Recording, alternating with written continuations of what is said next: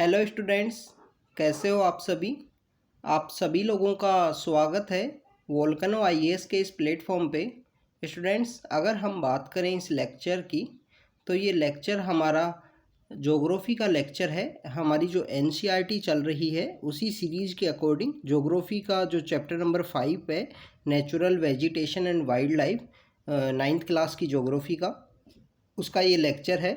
अगर हम बात करें हमारी इस एनसीईआरटी सीरीज़ की, students, NCERT series are so much important for UPSC के जो सिविल सर्विस एग्जामिनेशन के लिए, क्योंकि स्टूडेंट्स हमको पता है कि एनसीईआरटी सीरीज के अंदर जो भी बातें मेंशन की गई हैं वो काफ़ी फंडामेंटल हैं, काफ़ी ज़्यादा बेसिक हैं और वो इम्पोर्टेंट भी हैं यूपीएससी के एग्जामिनेशन के लिए। अगर आपने अपनी जो प्रिपरेशन है उसको अभी स्टार्ट किया है, इनिशियल फेज में हो, तो आप एनसीईआरटीज़ को काफ़ी डिटेल में रीड कीजिए। काफ़ी ज़्यादा डिटेल में आप जो इनिशियल फेज है वहाँ से आप रीड कर सकते हो, क्योंकि स्टूडेंट्स अगर आपको प्रिपरेशन के बारे में ज़्यादा जानकारी नहीं है तो एनसीईआरटी बुक से ही आपको हर सब्जेक्ट का जो डेप्थ नॉलेज है, जो फंडामेंटल नॉलेज है, वो आपको हर सब्जेक्ट का होगा। सब्जेक्ट चाहे हिस्ट्री हो, सब्जेक्ट चाहे ज्योग्राफी हो, पॉलिटी हो, चाहे साइंस हो, इसके अलावा आप और भी कोई सब्जेक्ट है जैसे आर्ट एंड कल्चर है, मेडिवल इंडिया है, मॉडर्न हिस्ट्री है, इस तरीके के जो भी सब्जेक्ट्स हैं, इन सभी को के लिए आपको जो एनसीईआरटी है उसको ज़रूर रीड करना चाहिए। बिकॉज स्टूडेंट्स, एनसीईआरटीज़ स्टार्टिंग जो इनिशियल फेज़ है उसमें तो काफ़ी ज़्यादा इंपॉर्टेंट है। इसके अलावा यूपीएससी का जो एग्जामिनेशन होता है उस एग्जामिनेशन के अंदर भी एनसीईआरटी के बेस पे क्वेश्चन पूछ लिए जाते हैं। हर साल यूपीएससी के प्रीलिम्स के एग्जामिनेशन में, अगर हम बात करें मेंस के एग्ज़ाम के अंदर में, ऐसे कुछ क्वेश्चन ज़रूर होते हैं जो एनसीईआरटी के ऊपर में बेस होते हैं। तो आपकी प्रिपरेशन की फंडामेंटल के लिए, इसके अलावा आपकी प्रिपरेशन को जो यूपीएससी एग्ज़ाम के अकॉर्डिंग उन टॉपिक्स के बारे में जो नॉलेज होनी चाहिए, क्योंकि जो एनसीईआरटी के अंदर में जो डाटा मेंशन किया गया है, जो मैप आप यहाँ पे मेंशन किए गए हैं, जो यहाँ पे कुछ आर्ट एंड कल्चर के अंदर जो फ़ोटोज़, जो इमेजेस शो की गई हैं, वो काफ़ी ज़्यादा इंपॉर्टेंट है। उनसे एनसीईआरटी ने हर साल क्वेश्चन पूछे हैं। हर साल कोई ना कोई क्वेश्चन ज़रूर आया है एनसीईआरटी का, एनसीईआरटी बेस जो यूपीएससी के एग्जामिनेशन में आए हों। तो स्टूडेंट्स, आज का जो चैप्टर है natural vegetation and wild life, इस चैप्टर को स्टार्ट करते हैं। इस चैप्टर को स्टार्ट करने से पहले बात करें स्टूडेंट्स, अभी तक के चैप्टर्स में हमने इंडिया की लोकेशन एंड साइज़ के बारे में देखा, जो इंडिया के फिजिकल फीचर हैं उनके बारे में देखा। हमने यहाँ पे देखा कि यहाँ पे किस तरीके से जो ड्रेनेज सिस्टम है, जो रिवर्स का जो फॉर्मेशन होता है, जो रिवर्स की स्पेशल कैरेक्टरिस्टिक हैं उनके बारे में देखा। हमने जो नॉर्दर्न इंडिया की जो रिवर्स हैं, जो पेरेनियल रिवर्स है, 12 में जो 12 मंथ के आसपास उन बहती हैं, कंटिन्यू उनके अंदर वाटर होता है, उनके बारे में देखा। हमने सीजनल रिवर के बारे में भी देखा जो कम्प्लीटली रेन वाटर मानसून के ऊपर डिपेंड होती हैं। हमने उन रिवर्स के बारे में भी देखा जो डेल्टा बनाती हैं, वेस्टर्न फ्लोइंग रिवर हैं जो डेल्टा नहीं बनाती हैं, छोटा उनका कोर्स होने की वजह से, लेस सेडिमेंट्स होने की वजह से। हमने इंडियन प्लेन्स की जो इम्पोर्टेंस है उसके बारे में देखा कि इम्पोर्टेंस किस तरीके से है, रिवर्स की जो क्या क्या कंसर्न्स भी हैं, जैसे फ्लडिंग का एक इशू है जो बिहार के अंदर जो कोसी रिवर के बारे में हमने देखा था।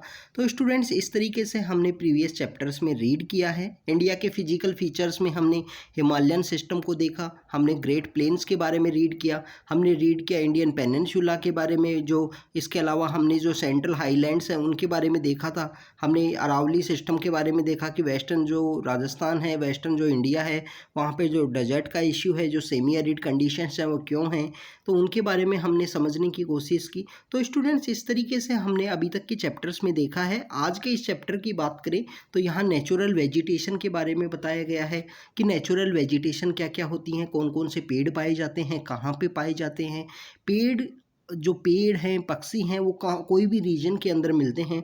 तो स्टूडेंट्स, वहाँ पे जो क्लाइमेटिक कंडीशन होती है, जो क्लाइमेट का जो वहाँ पे इफ़ेक्ट होता है, वो बहुत ज़्यादा आपको देखने को मिलेगा। तो इन क्लाइमेटिक कंडीशंस जो काफ़ी ज़्यादा रिस्पॉन्सिबल है कहीं पे भी पेड़ और जानवरों के पाए जाने के लिए, तो पहले हम क्लाइमेटिक कंडीशंस के बारे में स्टडी करेंगे। कि प्रेसिपिटेशन का क्या रोल है, सनलाइट का क्या रोल है, पेड़ों का क्या रोल है, मिट्टी का क्या रोल है, वहाँ पे जो नेचुरल पेड़ पाने के लिए नेचुरल जो पेड़ एंड जो पेड़ पत्ते जो पाए जाते हैं, जो पक्षी वहाँ पे पाए जाते हैं, जो जानवर वहाँ पे पाए जाते हैं, तो उन सब के बारे में यहाँ पे रीड करेंगे। तो स्टूडेंट्स, लेक्चर है उसको स्टार्ट करते हैं। जो हमारा देश है भारत, सबसे हमारे लिए तो ग्रेट है हमारा जो भारत देश है। तो इसी भारत देश के जो बेसिकली जो 12 बायोडाइवर्सिटी जो कंट्रीज़ हैं, जो जिनमें जो डाइवर्सिटी है जो हाई आपको देखने को मिलेगी, तो जो 12 टोटल बायोडाइवर्सिटी कंट्रीज़ हैं उनके अंदर में हमारा देश भी है। और हमारा देश तो बेसिकली हमने बोला कि ग्रेट कंट्री जो महान है वो क्यों है, उसके बारे में आपको पता होगा स्टूडेंट्स की डाइवर्सिटी इतनी ज़्यादा है फिर भी हमारा यूनिटी का एक कॉन्सेप्ट है, वासुदेव कुटुंबकम। इसके अलावा विश्व गुरु, बहुत सारी ऐसे कुछ प्राउड करने के लिए तो बहुत सारे रीजन्स हैं हमारे कंट्री के लिए। तो उसी तरीके से एक प्राउड करने का एक हमारे लिए एक महत्वपूर्ण पॉइंट है, वो है कि यहाँ पे डाइवर्सिटी का होना। अब वो डाइवर्सिटी अलग अलग तरीके की है, कल्चरल डाइवर्सिटी भी है। अगर आप बात करोगे कि पॉपुलेशन में भी डाइवर्सिटी है, कास्ट बेस पे अगर कम्युनिटी के सेक्शन की बात करोगे तो वहाँ पे भी डाइवर्सिटी है, रिलीजन बेस पे भी डाइवर्सिटी है। स्टूडेंट्स, आप देखिए कि इंडिया वो कंट्री है जहाँ पे हर तरीके के रिलीजन के, सेक्ट के, कास्ट के, कम्युनिटी के लोग रहते हैं। और एंड ऑफ द डे सभी लोग इंडियंस हैं। इंडियंस का अपना जो माइंड सेट है वो शो करते हैं कि हम लास्ट में तो सभी इंडियंस हैं, यहाँ पे रहते हैं, हम हाईली डिवाइडेड हैं पर यूनाइटेड भी हैं। यूनाइटेड ये इसी वजह से यहाँ पे इंडिया के लिए कॉन्सेप्ट यूज किया जाता है, unity in the diversity. Loads of diversity के बाद में भी यूनिटी है। तो उसी तरीके से हमारी जो बायोडाइवर्सिटी है, जो यहाँ पे एनिमल्स पाए जाते हैं, जो प्लांट्स पाए जाते हैं, उनके अंदर भी हमारे यहाँ बहुत ज़्यादा डाइवर्सिटी है। उसी को देखते हुए जो 12 मेगा बायोडाइवर्स जो कंट्रीज़ हैं उनके अंदर इंडिया का स्थान है, इंडिया की यहाँ पे जगह है। उसके बिहाइंड में रीज़न इस तरीके से है स्टूडेंट्स कि यहाँ पे 47,000 जो प्लांट की स्पीसीज पाई जाती हैं इंडिया के अंदर में, जो वर्ल्ड के अंदर में 10th नंबर पे है, एशिया में 4th नंबर पे है। इसके अलावा यहाँ 15,000 फ्लावरिंग प्लांट्स पाए जाते हैं, अलग अलग फूलों के यहाँ प्रजाति पाई जाती हैं।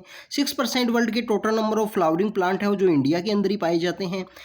Country has many non flowering plants भी हैं, जिसमें बहुत सारे एल्गी हैं, फंगी हैं, ऐसे कुछ नॉन फ्लावरिंग प्लांट्स भी हैं इंडिया के पास में।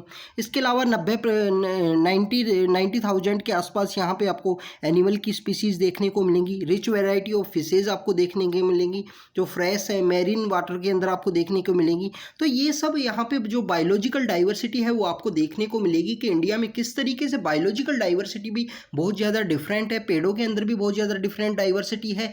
आपको इस तरीके के हर टाइप का जो यहाँ पे क्लाइमेटिक कंडीशंस हैं, उस तरीके के पेड़ पक्षी जो हैं आपको यहाँ पे देखने को मिलेंगे।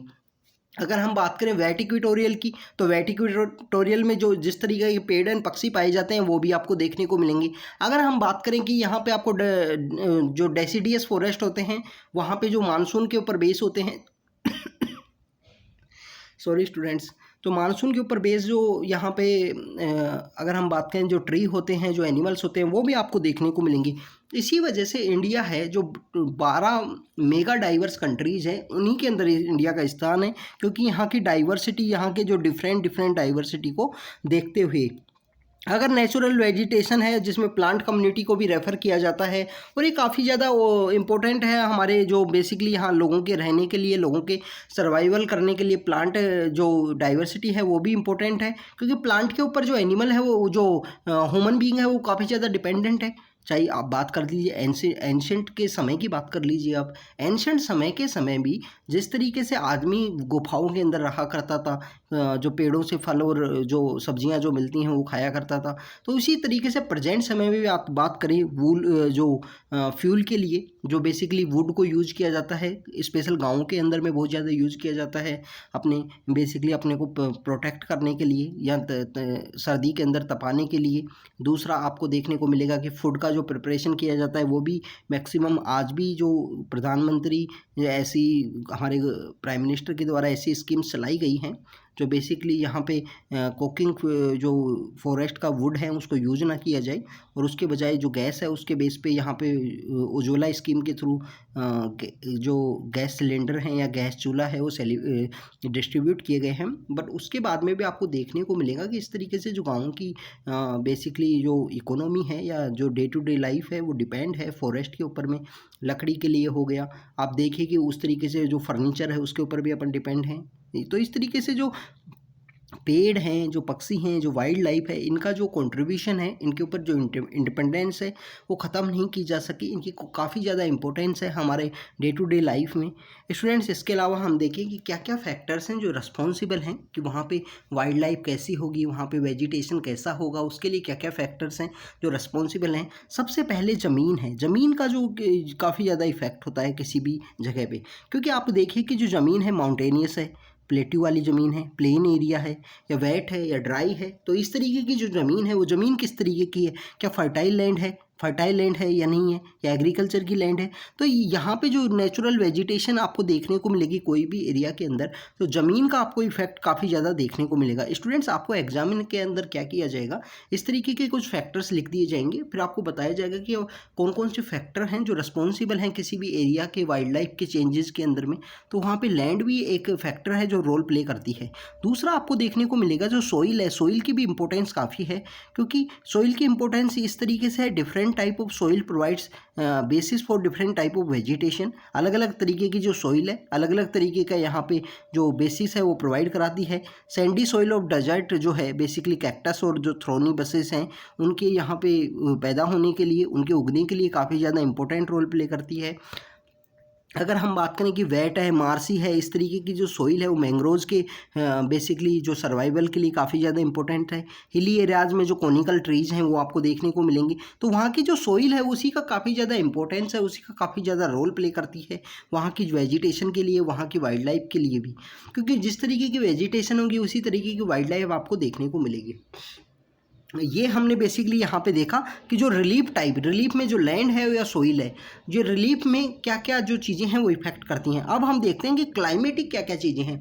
सबसे इंपॉर्टेंट बात है टेम्परेचर की, कि ऐसा एरिया वहाँ पे टेम्परेचर कैसा है, टेम्परेचर किस टाइप का है। क्योंकि टेम्परेचर तो काफ़ी इंपॉर्टेंट है स्टूडेंट्स, क्योंकि सनलाइट काफ़ी ज़्यादा इंपॉर्टेंट है। आप देखिए कि सनलाइट किस तरीके से इंपॉर्टेंट है। टेम्परेचर बेसिकली सनलाइट के ऊपर ही ज़्यादा डिपेंड करता है।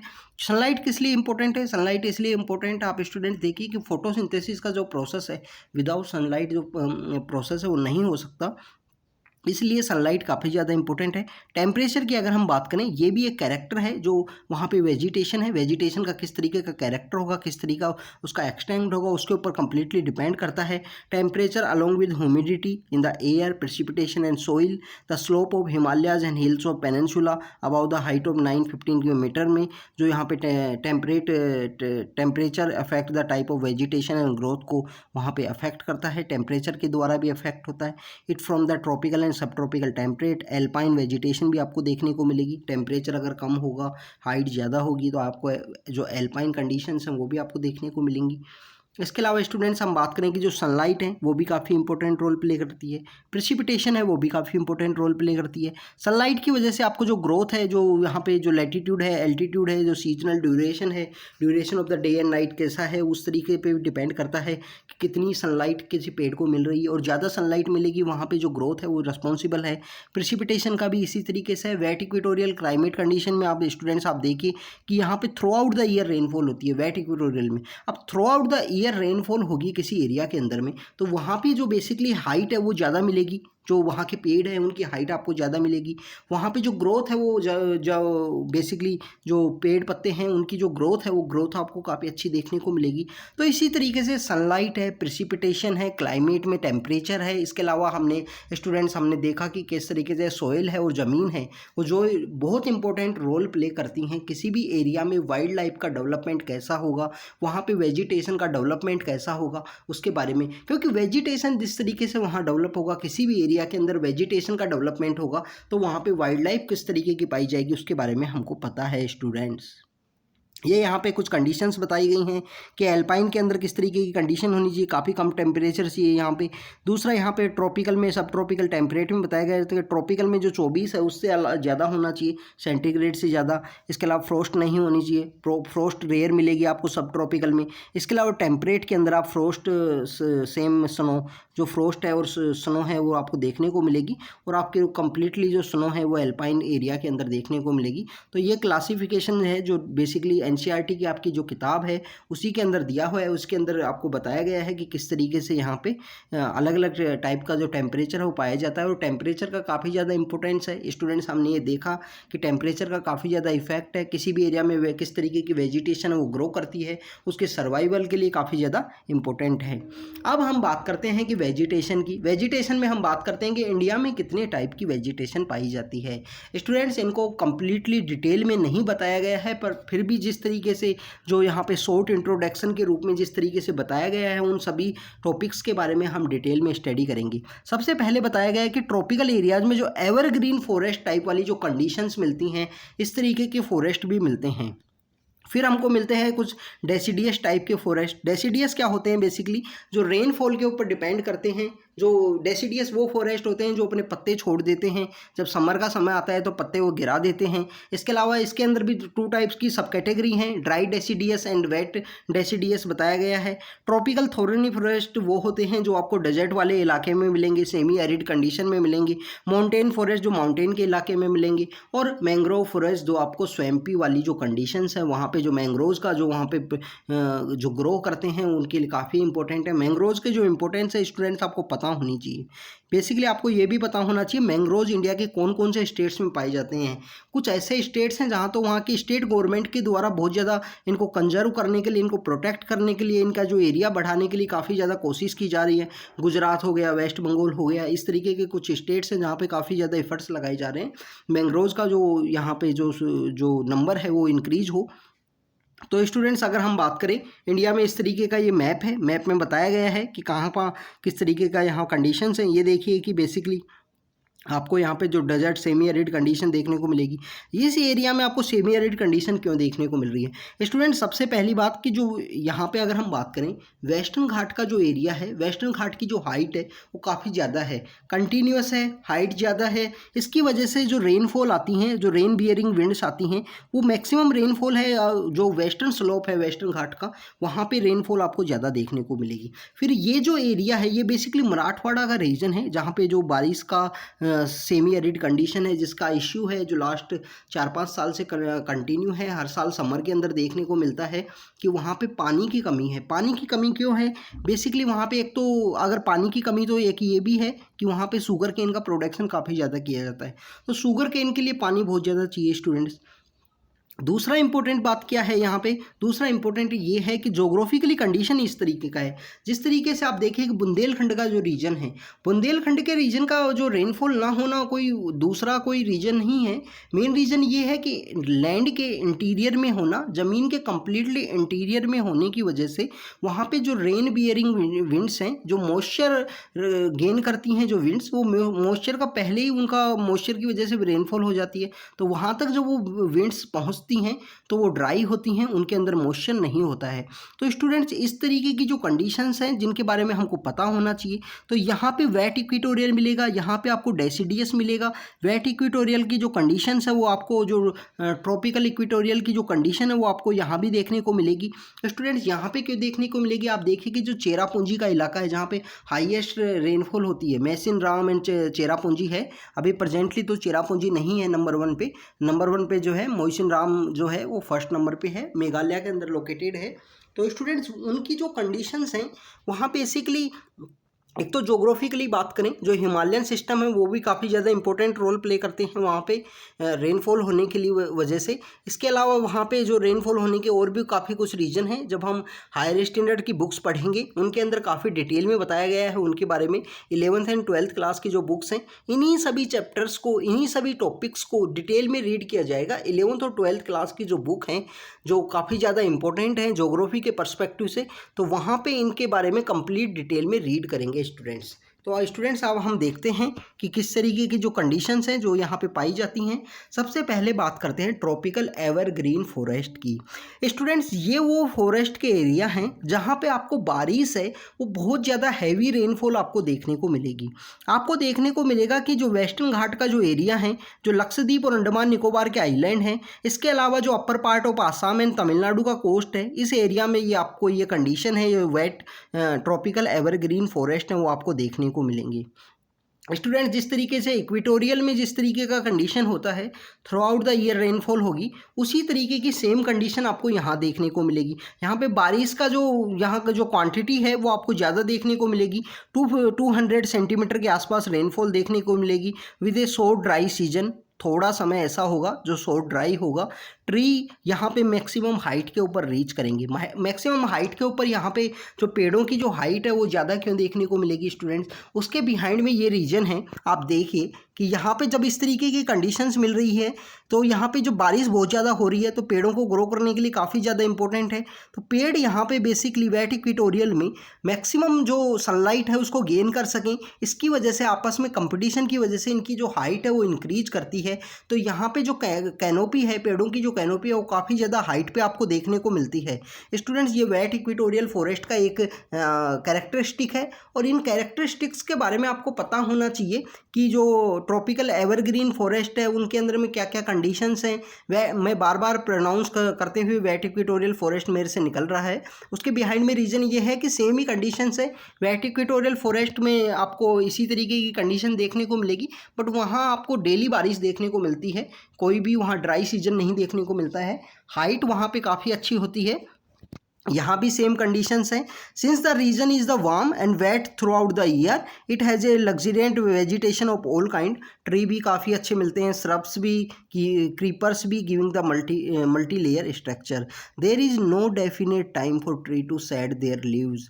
यहाँ पे आपको देखने को मिलेगा कि थ्रू आउट द ईयर बारिश होने की वजह से स्टूडेंट्स यहाँ पे कभी भी आपको कोई परफेक्ट सीज़न नहीं देखने को मिलेगा। आपको इस तरीके से सीज़न नहीं देखने को मिलेगा कि यहाँ पे पेड़ों के एक साथ पत्ते हैं जो गिर गए या एक साथ जो फल आने लगे। कोई पेड़ पे आपको फल आते हुए दिखाई देंगे, कोई पेड़ आपको ग्रो करता हुआ दिखाई देगा। तो इस तरीके से आपको हर पेड़ के ऊपर डिफरेंट जो सीज़न है उसकी एक्टिविटी आपको देखने को मिलेगी। तो यहाँ पे कोई परफेक्ट डेफिनेट टाइम नहीं होता है कि उसमें पेड़ अपने पत्तियों को गिराएंगे। इसके अलावा कॉमर्शियल यहाँ पे ट्रीज़ हैं वो काफ़ी आपको देखने को मिलेंगे, इवोगनी, महोगनी, रोजवुड, इसके अलावा रबर, इस तरीके के जो प्लांट हैं जो कॉमर्शियल वेजिटेशन के रूप में काम लिए जाते हैं वो आपको काफ़ी अच्छे देखने को मिलेंगे। कॉमन एनिमल जो यहाँ पे फाउंड होगा वो एलिफेंट है, मंकी है, डियर है, वन हॉर्न राइनोज भी आपको देखने को मिलेंगे आसाम एंड वेस्ट बंगाल के एरियाज़ के अंदर में। इसके अलावा बर्ड्स हैं, बैट्स हैं, इस तरीके की काफ़ी ज़्यादा जो डाइवर्सिटी है वो एनिमल्स में भी आपको यहाँ पे देखने को मिलेगी। तो ये हमारा बेसिकली जो ट्रॉपिकल एवरग्रीन फॉरेस्ट का जो कंडीशंस है, जो यहाँ पे इन्वायरमेंट की कंडीशंस हैं, क्लाइमेटिक कंडीशंस हैं, उनके बारे में हमने देखा। स्टूडेंट्स ये आप फोटो देखिए कि किस तरीके से जो हाइट है वो इंक्रीज होती है सनलाइट को मैक्सिमम गेन करने के लिए। पेड़ों में आपस में कंपटीशन होता है। यहाँ पे जो वुड मिलेगी ना वो हार्ड वुड मिलती है, जो पेड़ की जो बेसिकली जो लकड़ी होती है वो काफ़ी हार्ड होती है यहाँ पे। इसके अलावा हम देखते हैं सेकंड जो ट्रॉपिकल डेसिडियस फॉरेस्ट है उसके बारे में देखते हैं। तो ये मोस्ट वाइड स्प्रेड फॉरेस्ट है इंडिया में सबसे ज़्यादा जो अगर हम बात करें कि एरिया के अंदर फैला हुआ है वो है बेसिकली हमारा ट्रॉपिकल डेसिडियस फॉरेस्ट। इसको स्टूडेंट्स बात करें इसको मानसून फॉरेस्ट भी बोलते हैं। ये मैक्सिमम जो रेनफॉल है वो 70 सेंटीमीटर से 200 सेंटीमीटर के बीच में रेनफॉल आपको यहाँ पे देखने को मिलेगी। तो वहाँ पे 200 था या उससे अबाउ था, यहाँ 70 से 200 है। Tree of these forest type said there leaves about the 6 to 8 weeks in the dry summer. Dry summer के समय में यहाँ के जो पेड़ होते हैं वो अपनी पत्तियाँ गिरा देते हैं क्योंकि मैक्सिमम इवोपरेशन ना हो। ये एक अडोप्टेशन का प्रोसेस है कि गर्मी का समय आया तो अपने पत्तियाँ गिरा दी गई तो बेसिकली वो इवोपरेशन जो होगा पेड़ से जो बेसिकली वाटर का इवोपरेशन है वो कम से कम हो, इसकी वजह से पेड़ों की पत्तियाँ गिरा दी जाती हैं। On the basis of availability of water these forest are further divided in the moist and the dry deciduous। Moist deciduous forest and dry deciduous forest के रूप में भी यहाँ पे इनको डिवाइड किया गया है। फिर 100 से 200 सेंटीमीटर जहाँ रेनफॉल होगी वो मोइस्ट डेसिडियस फॉरेस्ट हैं, जहाँ 70 से 100 के बीच में होगी वो ड्राई डेसिडियस फॉरेस्ट हैं। स्टूडेंट्स अगर हम बात करें कहाँ कहाँ पाए जाते हैं, हमारा सेंट्रल इंडिया है वहाँ पे आपको देखने को मिलेंगे, नॉर्थ ईस्ट स्टेट्स में आपको देखने को मिलेंगी, फुट हिल्स ऑफ हिमालयाज है वहाँ पे आपको देखने को मिलेंगे, झारखंड, वेस्ट बंगाल, उड़ीसा, छत्तीसगढ़, ये कुछ एरियाज़ हैं जहाँ पे आपको यही फॉरेस्ट है वो देखने को मिलेंगे। टीक इनमें सबसे इम्पोर्टेंट जो ट्री है जो फॉरेस्ट में मिलता है। इसके अलावा बम्बू है, साल है, शीशम है, सैंडलवुड है, केर है, कुसुम है, अर्जुन है, मलबेरी है, इस तरीके के कुछ इम्पोर्टेंट जो पेड़ हैं वो आपको यहाँ पे देखने को मिलेंगे इस फॉरेस्ट एरिया में। स्टूडेंट्स हमने देखा कि मोस्ट के अंदर 100 से 200 के बीच में जो सेंटीमीटर जो रेनफॉल है वो होती है उसको दिखाया गया है। इसके अलावा 100 से 70 से 100 के बीच में जहाँ होती है वहाँ पे ड्राई डेसिडियस फॉरेस्ट पाया जाता है। ये आपको बिहार, उत्तर प्रदेश और राजस्थान का कुछ एरिया है वहाँ पे देखने को मिलेगा। यहाँ पे जो पेड़ उगते हैं वो उगते हैं कि जो साल है, पीपल है, नीम है, इस तरीके के जो पेड़ हैं वो आपको यहाँ पे देखने को मिलेंगे। ग्रेजिंग एक्टिविटी यहाँ पे काफ़ी ज़्यादा होती हैं। कॉमन एनिमल जो यहाँ पे देखने को मिलेगा वो लायन है, टाइगर है, पिग है, डियर है, एलिफेंट है, इस तरीके के। इसके अलावा आपको लिजार्ड्स हैं, कुछ टाइप के जो बर्ड हैं, टोर्टोइज, स्नेक्स, वो सब भी आपको यहाँ पे देखने को मिलेंगे स्टूडेंट्स, इस टाइप के जो बेसिकली ड्राई डेसिडियस फॉरेस्ट के अंदर में। तो स्टूडेंट्स हमने देखा अभी तक में एवरग्रीन फॉरेस्ट के, ट्रॉपिकल एवरग्रीन के बारे में देखा, हमने ड्राई डेसिडियस के बारे में देखा। ट्रॉपिकल एवरग्रीन जहाँ बारिश अच्छी होती है, हाइट अच्छी मिलेगी पेड़ों की, जो वुड है वो हार्ड मिलेगी आपको। इसके अलावा हमने ड्राई डेसिडियस देखा कि जो मानसून के समय में, जो समर के समय में मानसून फॉरेस्ट भी बोलते हैं, समर के समय में अपनी जो ट्री हैं वो गिरा देते हैं, जो अपनी लीव्स हैं वो गिरा देते हैं। इसके अंदर दो फर्दर क्लासिफिकेशन है, फर्दर डिवाइड है। एक ड्राई डेसिडियस है, 70 से 100 के बीच में जो रेनफॉल होनी चाहिए, और मॉइस्ट डेसिडियस फॉरेस्ट है जहाँ पे 100 से 200 सेंटीमीटर के बीच में रेनफॉल हो। अब स्टूडेंट्स आता है कि जो थ्रोनी जो फॉरेस्ट हैं, जो स्क्रब्स हैं, जो बेसिकली सेमी एरिड कंडीशन में आपको देखने को मिलेंगी, ये गुजरात, राजस्थान का जो एरिया है, मध्य प्रदेश, छत्तीसगढ़, उत्तर प्रदेश और हरियाणा का जो एनसीआर के आसपास का जो एरिया है, उस एरिया में आपको इस तरीके के जो फॉरेस्ट हैं वो देखने को मिलेंगे। स्टूडेंट्स ये वो एरिया है जहाँ अराउंड द 70 और लेस देन द 70 रेनफॉल है वो आपको देखने को मिलती है।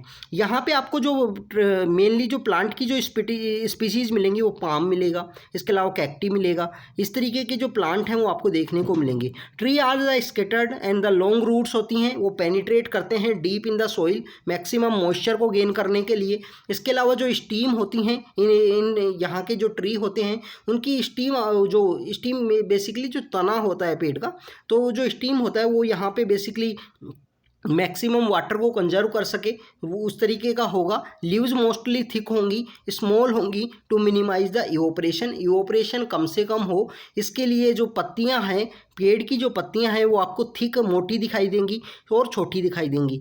स्टूडेंट्स इस तरीके की जो बेसिकली जो कंडीशन बताई गई है, ये जो वेस्टर्न राजस्थान और जो गुजरात का रीजन है उसकी यहाँ पे कंडीशंस कम्प्लीटली बताई गई है। अगर हम बात करें कि जो ड्राई डेसिडियस टाइप की जो कंडीशंस हैं वो ईस्टर्न राजस्थान में, हरियाणा का कुछ रीजन और जो पंजाब का रीजन है वहाँ आपको ड्राई डेसिडियस और थ्रोनी फॉरेस्ट है, इनका थ्रोन फॉरेस्ट का आपको मिक्सअप देखने को मिलेगा। इसके अलावा ये जो बेसिकली जो थ्रोनी फॉरेस्ट होते हैं, ये basically forest give way the thorn forest and scrubs in the arid reason.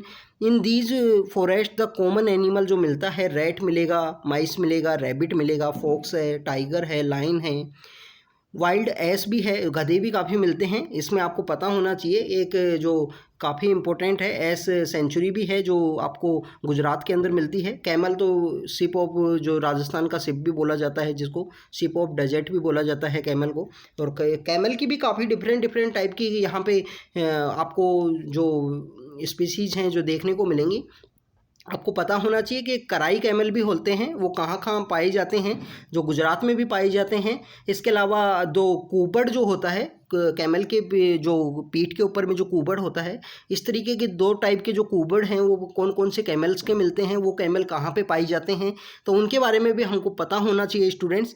तो ये थ्रोनी फॉरेस्ट और स्क्रब्स के बारे में था। यहाँ बताया गया है कि कैमल काफ़ी मिलता है, माइस मिलता है, रैबिट मिलता है। इसके अलावा अब आता है माउंटेन फॉरेस्ट, जो माउंटेन्स के इलाके में जो फॉरेस्ट मिलते हैं उनके बारे में यहाँ बात की गई है। स्टूडेंट्स ये वो एरिया हैं जहाँ टेम्परेचर है वो डिक्रीज होता है, एल्टीट्यूड इंक्रीज इंक्रीज होने के साथ साथ तो इन एरियाज़ में जो वेजिटेशन है उसके अंदर में कम्प्लीटली जो डाइवर्सिटी है, जो डिफरेंस है वो देखने को मिलता है। यहाँ अलग अलग टाइप की आपको वेजिटेशन देखने को मिलेगी। यहाँ पे आपको देखने को मिलेगा कि ट्रॉपिकल टू टुंड्रा रीजन वाली जो कंडीशंस हैं वो आपको देखने को मिलेगी। Wet temperate type of forest are found between the height of the 1000 से 2000 मीटर तक की जो हाइट होती है वहाँ पे देखने को मिलते हैं। एवरग्रीन जो ब्रॉड लीफ वाले जो ट्री होते हैं, जिनकी जो लीफ है वो काफ़ी ब्रॉड होती है, सच एज द ओक के जो ट्री हैं, चेस्टनट के जो ट्री हैं वो प्रोमिनेंट होते हैं। 1500 से 3000 हाइट तक के जो यहाँ पे टेम्परेट फॉरेस्ट मिलते हैं वहाँ पे इनको आपको पाइन मिलेगा, देवदार मिलेगा, सिल्वर, फिर इसके अलावा और भी डिफरेंट टाइप के आपको यहाँ पे जो प्लांट हैं वो देखने को मिलेंगे।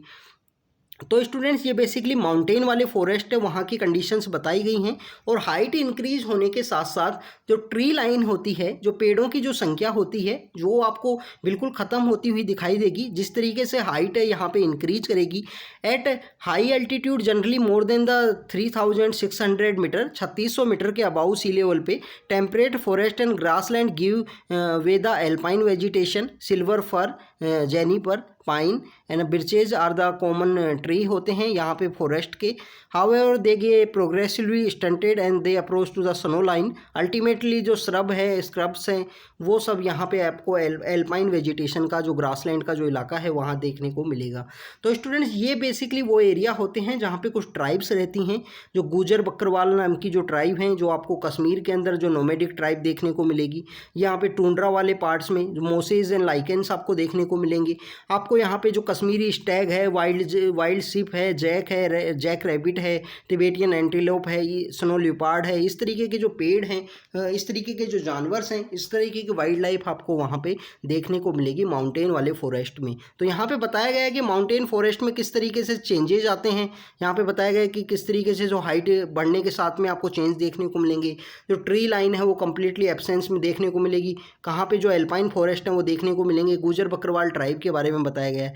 और अब एक लास्ट टाइप का जो यहाँ पे फॉरेस्ट पाया जाता है स्टूडेंट्स, अगर उसकी बात करें तो ये होते हैं mangrove forest. Mangrove forest basically tidal forest भी इनको बोला जाता है। मैंग्रोव टाइडल फॉरेस्ट आपको कोस्टल एरियाज में देखने को मिलेंगे। और टाइड्स का, इनके मड का, टाइड का, स्लिट्स का इनका काफ़ी इन्फ्लुएंस होता है इन जो पेड़ हैं, ये जो फॉरेस्ट है इनके ऊपर में। और स्टूडेंट्स ये काफ़ी ज़्यादा इंपॉर्टेंट भी हैं। समुद्र से जो टाइड आती हैं उसका जो स्पीड है उसको रिड्यूस करते हैं। वहाँ की जो बेसिकली हम बात करें कि जो कोस्टल एरिया में जो फिशेज़ हैं जो रहती हैं, जो और भी मैराइन जो आपको डिफरेंट टाइप के एक्वेटिक एनिमल जो देखने को मिलेंगे, उनके लिए भी काफ़ी ज़्यादा इंपॉर्टेंट हैं। तो स्टूडेंट्स जो मड हैं, स्लिट हैं, accumulate on such coast. Dense mangrove are the common variety which the roots of the plant submerge under the water. The delta of the Ganga, Mahanadi, जो कृष्णा, गोदावरी, कावेरी का जो डेल्टा है वहाँ पे इस तरीके की जो वेजिटेशन है वो आपको देखने को मिलेगी। इन द गंगा ब्रह्मपुत्रा का डेल्टा की बात करें, सुंदरी जो ट्री हैं वो आपको यहाँ पे देखने को मिलते हैं स्टूडेंट्स। किस तरीके के ट्री आपको देखने को मिलते हैं स्टूडेंट्स? सुंदरी नाम के जो ट्री हैं वो देखने को मिलते हैं, जो ड्यूरेबल हार्ड टिम्बर हैं, पाम है, कोकोनट है, इसके अलावा अगार है। इस तरीके की जो कंडीशंस हैं वो आपको यहाँ देखने को मिलेगी। Also grow in some parts of the delta. इन डेल्टाज में इस तरीके की और कंडीशंस आपको देखने को मिलेगी। रॉयल बंगाल टाइगर जो है वो आपको यहाँ पे फेमस एनिमल है इस फॉरेस्ट के अंदर में, मैंग्रोव फॉरेस्ट में आपको देखने को मिलेगा। टर्टल मिलेंगे, क्रोकोडाइल मिलेंगे, घड़ियाल और द स्नेक्स इन फॉरेस्ट में आपको देखने को मिलेंगे। तो स्टूडेंट्स हमने देखा ट्रॉपिकल एवरग्रीन फॉरेस्ट के बारे में देखा, हमने यहाँ पे देखा डेसिडियस फॉरेस्ट के बारे में देखा, हमने जो यहाँ पे अगर हम बात करें कि जो डेजर्ट वाले एरिया में जो फॉरेस्ट मिलते हैं उनके बारे में रीड किया, तो थ्रोनी फॉरेस्ट ने, हमने माउंटेनियस एरिया में जो मिलते हैं, जो पहाड़ों के अंदर में पेड़ पाए जाते हैं, कि किस तरीके से हाइट इंक्रीज होने के साथ में जो ट्री की लाइन है वो ख़त्म होने लगती है, हमने उसके साथ साथ मैंग्रोव फॉरेस्ट के बारे में देखा। अब हम स्टूडेंट्स देखते हैं कि यहाँ पे इंडिया के अंदर में जो वाइल्ड लाइफ है वो किस तरीके की पाई जाती है। जिस तरीके से इंडिया में जो पेड़ हैं उनकी जो डाइवर्सिटी है वो बहुत ज़्यादा है, बहुत डिफरेंट है, उसी तरीके से जानवरों के अंदर भी जो फ्योना है उसके अंदर भी आपको डाइवर्सिटी देखने को मिलेगी स्टूडेंट्स। 90,000 के आसपास एनिमल की स्पीसीज़ हैं जो इंडिया में पाई जाती हैं, 2,000 के आसपास जिसमें बर्ड्स की स्पीसीज़ हैं। इंडिया जो वर्ल्ड के अंदर में है they constitute the 13% of world की जितनी भी टोटल स्पीशीज हैं उनका 13% कॉन्स्टिट्यूट करता है। Nearly 12% of the world stock. It also shares between the 5 से 8% तक वर्ल्ड की जो एम्फीबियंस है, रेप्टाइल्स एंड मैमल्स हैं, उनकी जो पॉपुलेशन है उनको इंडिया के अंदर ही वो पाई जाती हैं। तो इंडिया की जो बेसिकली डाइवर्सिटी है उसको शो करने की कोशिश की गई है कि इंडिया कितना डाइवर्स है, कितने डिफरेंट टाइप के जो प्लांट्स हैं, डिफरेंट टाइप के जो एनिमल्स हैं जो इंडिया के अंदर पाए जाते हैं।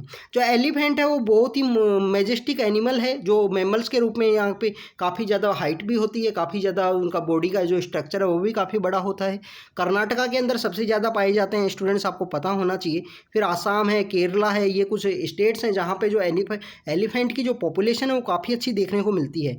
वन हॉर्न राइनो जो काफ़ी ज़्यादा इंपॉर्टेंट है, इसका जो IUCN स्टेटस के बारे में आपको पता होना चाहिए। ये सब टॉपिक्स हम डिटेल में जिन जानवरों के बारे में कि स्नो लियोपार्ड है उसकी जो बेसिकली अगर हम बात करें कि कौन कौन से कंट्रीज में पाया जाता है, IUCN स्टेटस क्या है, अगर हम बात करें कि इंडिया का जो वाइल्ड लाइफ प्रोटेक्शन एक्ट है 1972 का, उसके कौन से शेड्यूल के अंदर में आता है। तो इन सभी जानवरों के बारे में हम इन्वायरमेंट की जो हमारे जो लेक्चर होंगे वहाँ पे हर एक एनिमल के बारे में डिटेल में रीड करेंगे। स्टूडेंट्स यहाँ तो सिर्फ बताने के बारे में है कि वाइल्ड लाइफ कौन कौन सी पाई जाती है। तो यहाँ हमने एलिफेंट के बारे में देखा, हमने देखा कि वन हॉर्न राइनो है जो काफ़ी फेमस है, जो काजीरंगा का जो हमारा पार्क है, काजीरंगा नेशनल पार्क है, वहाँ पे पाया जाता है।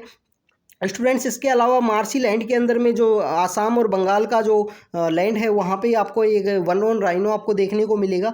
एरिड एरियाज़ में जो रन ऑफ कच्छ है, जो थार का डेजर्ट है, उस एरिया में आपको वाइल्ड एस देखने को मिलेंगे। इसके अलावा आपको कैमल्स देखने को मिलेंगे, जो रेगिस्तान का जिसको जहाज़ बोला जाता है वो आपको देखने को मिलेगा। जो ऊँट होते हैं वो आपको देखने को मिलेंगे। इंडियन बिसन्स है, नीलगिरी ब्लू बल है, या इसके अलावा जो चार सिंगा है, जो फोर हॉर्न एंटीलोप है, ये सब आपको डिफरेंट काइंड के जो एनिमल्स हैं वो आपको यहाँ पे वाइल्ड लाइफ में देखने को मिलेंगे। स्टूडेंट्स ये वाइल्ड लाइफ में यहाँ पे जो प्रोटेक्टेड एरिया हैं उनके बारे में यहाँ बताया गया है। आप भी अपने स्टेट में जो प्रोटेक्टेड एरिया हैं उनके बारे में कमेंट सेक्शन के अंदर बताना कि आपके स्टेट में कौन कौन से प्रोटेक्टेड एरिया हैं, नेशनल पार्क कौन सा है, वाइल्ड लाइफ सेंचुरीज कौन कौन सी हैं। इसके अलावा अभी प्रेजेंटली जो वेटलैंड्स हैं, वेटलैंड जो रामसर साइट के अंदर में वेटलैंड्स हैं उनको काउंट किया जा रहा है। तो कितनी के कौन कौन सी रामसर साइट आपके स्टेट में पाई जाती हैं उसके बारे में आपका ज़रूर कमेंट सेक्शन के अंदर बताना। तो स्टूडेंट्स अगर हम बात करें कि इसमें सभी जो नेशनल पार्क्स हैं उनके बारे में एक्सप्लेन किया गया है, वाइल्ड लाइफ सेंचुरीज़ के बारे में बताया गया है, बर्ड सेंचुरीज़ के बारे में बताया गया है। तो ये यहाँ पे डिफरेंट इंडिया की जो wild life sanctuary, bird sanctuary के बारे में बताया गया है। इसकी आप अच्छे से प्रैक्टिस कीजिए स्टूडेंट्स, आपके बेसिकली प्रिपरेशन के लिए काफ़ी ज़्यादा इंपॉर्टेंट है, क्योंकि आपको पता होना चाहिए कौन से स्टेट के अंदर पाया जाता है, वहाँ की जो क्लाइमेटिक कंडीशंस क्या होती है। इन सब के बारे में हम एक सीरीज बनाएंगे, नेशनल पार्क नाम की एक सीरीज होगी जिसमें कंप्लीट हर स्टेट के नेशनल पार्क को कवर करेंगे, वहाँ पे पाए जाने वाले जानवर्स को कवर करेंगे। इसके अलावा हम वाइल्ड लाइफ सेंचुरीज के बारे में बनाएंगे, जो यहाँ पे हमारे टाइगर रिजर्व हैं, जो एलिफेंट रिजर्व्स हैं, इन सब के बारे में भी बात करेंगे स्टूडेंट्स, क्योंकि ये काफ़ी ज़्यादा इंपॉर्टेंट हैं। यूपीएससी के सिविल सर्विस एग्जामिनेशन में इन सब के टॉपिक्स से काफ़ी ज़्यादा क्वेश्चंस आते हैं, और क्वेश्चंस आपको देखने को मिलेंगे स्टूडेंट्स। जो हमने अभी तक जो ज्योग्राफी के जो क्वेश्चंस आपने देखे हैं, रिवर के बारे में आपने देखा, जो फिजिकल फीचर के बारे में आपने देखा, प्रोटेक्टेड एरिया के बारे में आपने देखा, जो वाटरफॉल है उनके बारे में देखिए, रिवर्स कहाँ से पास होती हैं, कौन से स्टेट से निकलती हैं, क्योंकि इस तरीके के क्वेश्चन आपको देखने को मिलेंगे। 3 से 4 क्वेश्चन हर साल प्रीलिम्स के अंदर होते हैं, हर साल नहीं होंगे तो अल्टरनेट ईयर्स में होंगे। तो 3 से 4 क्वेश्चन जो होंगे, 3 से 4 क्वेश्चन काफ़ी इंपॉर्टेंट होते हैं। 7 से 8 नंबर अगर आपके कट ऑफ से ऊपर आ रहे हैं तो आप मेंस के समय में अच्छे से प्रैक्टिस कर पाओगे। तो इनका काफ़ी डिटेल में आप मैप जरूर बनाइए, मैप बना के प्रैक्टिस कीजिए इनके बारे में। तो हम इंडिया के बारे में देखें कि इंडिया ओनली एक कंट्री है वर्ल्ड के अंदर में जहाँ पे टाइगर भी पाए जाते हैं, लायन भी पाए जाते हैं। स्टूडेंट्स अभी रिसेंटली जो हम नुरादेही जो हमारा एक एरिया है मध्य प्रदेश के अंदर में, चीता लाए जा रहे हैं वहाँ से अफ्रीका से, और चीता को रीइंट्रोड्यूस किया जा रहा है। इंडिया में जो चीता है वो यहाँ पे एक्सटिंक्ट हो गया था, तो चीता को अभी लाया जा रहा है। अब वो कहाँ पे उसको रीइंट्रोड्यूस किया जाता है उसके बारे में आपको पता होना चाहिए कि हमारे जो प्राइम मिनिस्टर हैं उनके जो बर्थडे के ऊपर रीइंट्रोड्यूस किया जाएगा उनको, चीताज को इंडिया के अंदर में। ईरान से ला सकते थे बट ईरान के अंदर पॉपुलेशन काफ़ी कम है, और एशिया के अंदर एशियाटिक जो चीता हैं वो ओनली ईरान के अंदर पाए जाते हैं। इंडिया के अंदर कम्प्लीटली एक्सटिंक्ट हो चुके हैं, तो ईरान के अंदर पाए जाते हैं। ईरान से हमने लाए नहीं है, ये बेसिकली इंडिया के द्वारा जो है अफ्रीका से लाए जा रहे हैं। अफ्रीकन चीताज को रीइंट्रोड्यूस किया जा रहा है इंडिया के अंदर, फिर से मध्य प्रदेश के अंदर किया जाएगा। उसके बिहाइंड में रीजन है कि वहाँ पे एरिड कंडीशंस भी हैं, वहाँ पे जो नेशनल पार्क है, वहाँ पे जो वाइल्ड लाइफ सेंचुरी है उसके अंदर एरिड कंडीशन है। इसके अलावा कुछ बैकअप साइट्स भी रखी गई हैं, जिसके अंदर बेसिकली नुरादही की बात करें, राजस्थान के अंदर जो सरिस्का है, इसके अलावा रणथंबोर है, इन सब की वो वहाँ पे बैकअप साइट्स के रूप में रखा गया है उनको, कि वहाँ भी रीइंट्रोड्यूस किया जा सकता है, क्योंकि चीताज एक्सटिंक्ट हैं, उनकी पॉपुलेशन को इंक्रीज करना है। तो इंडिया ऐसा कंट्री है जहाँ पे लाइन भी पाए जाते हैं, टाइगर भी पाए जाते हैं।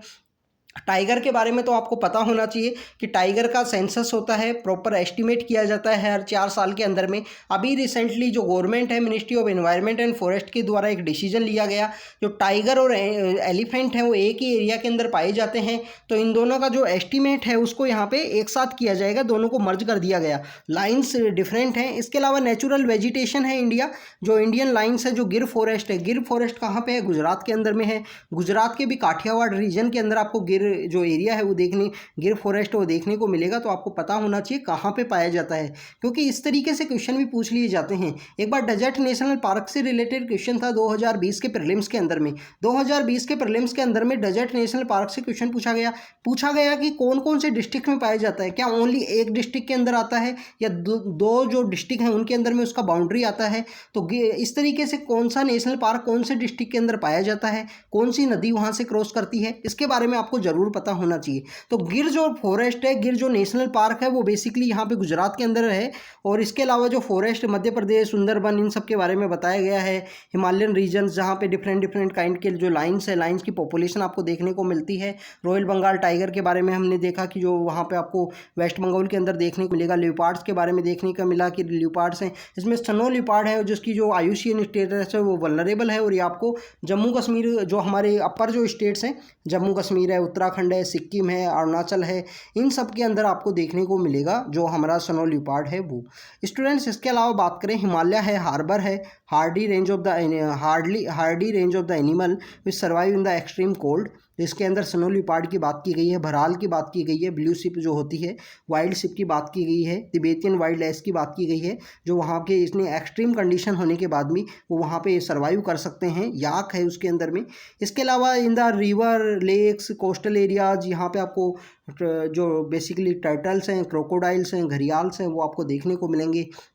चंबल के अंदर क्या पाए जाते हैं आपको पता होना चाहिए। घड़ियाल पाए जाते हैं, क्रोकोडाइल पाए जाते हैं, या आपको टर्टल्स पाए जाते हैं। इनके बारे में आपको पता होना चाहिए। टर्टल्स के बारे में आपको पता होना चाहिए कहाँ कहाँ पाए जाते हैं, कौन कौन से एरिया में पाए जाते हैं। इसके अलावा स्टूडेंट्स कुछ पॉइंट्स बताए गए हैं कि हमारे यहाँ पे जो बायोस्फीयर रिजर्व है वो 18 है, ये चेंज भी हो सकते हैं।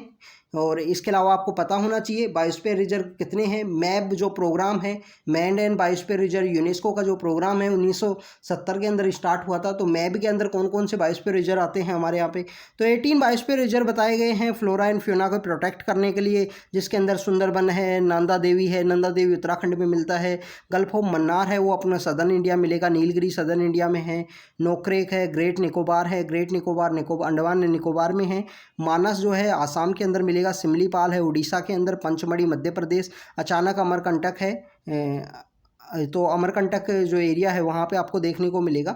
तो world network of biosphere reserve के अंदर है। इसके अलावा इसमें बताया गया कि जो फाइनेंशियल एंड टेक्निकल असिस्टेंट दिया जाता है, बोटनिकल गार्डन्स हैं उनको भी, तो बोटनिकल सर्वे ऑफ इंडिया भी निकलता है, एक जूलॉजिकल सर्वे ऑफ इंडिया भी निकलता है।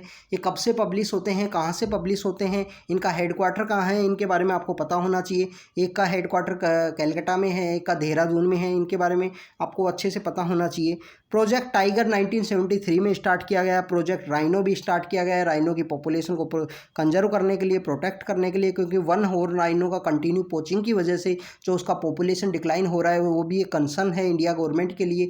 तो राइनो के लिए तो आपने देखा होगा एक जो डॉक्यूमेंट्री भी है, जो एक क्रिकेटर थे पहले इंग्लैंड के लिए खेला करते थे, केविन पीटरसन, केपी के द्वारा काफ़ी ज़्यादा डॉक्यूमेंट्रीज बनाई जा रही हैं इससे रिलेटेड, जो वन हॉर्न राइनो है उसके प्रोटेक्शन से रिलेटेड। आपने IPL के अगर मैच देखे होंगे तो वहाँ भी जो कुछ मनी है कि 6 लगने पे ऐसे कुछ मनी है जो डोनेट किए जाते हैं वहाँ पे बेसिकली जो राइनो को है उसको प्रोटेक्ट करने के लिए।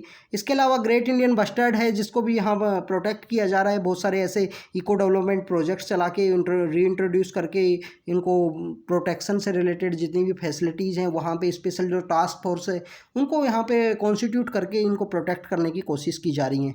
101 नेशनल पार्क्स हैं, ये जो नंबर हैं वो चेंज होते रहते हैं स्टूडेंट्स। 553 वाइल्ड लाइफ सेंचुरीज हैं, जियोलॉजिकल गार्डन्स हैं। तो यहाँ हमारे यहाँ पे जो अगर हम बात करें नेचुरल वेजिटेशन और वाइल्ड लाइफ है वो काफ़ी भरपूर है, काफ़ी ज़्यादा अच्छा है इंडिया के अंदर में।